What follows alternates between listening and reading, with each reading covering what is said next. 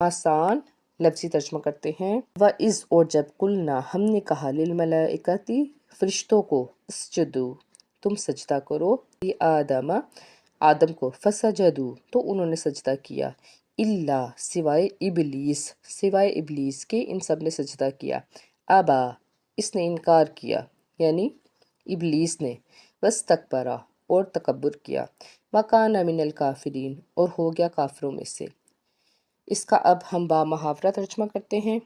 اور جب ہم نے فرشتوں سے کہا کہ آدم کو سجدہ کرو تو ابلیس کے سوا سب نے سجدہ کیا، اس نے انکار کیا اور تکبر کیا اور وہ کافروں میں سے ہو گیا۔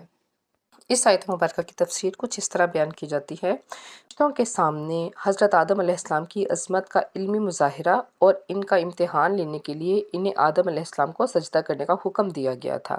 یہ سجدہ عبادت کا نہیں، تعظیم کا سجدہ تھا، جو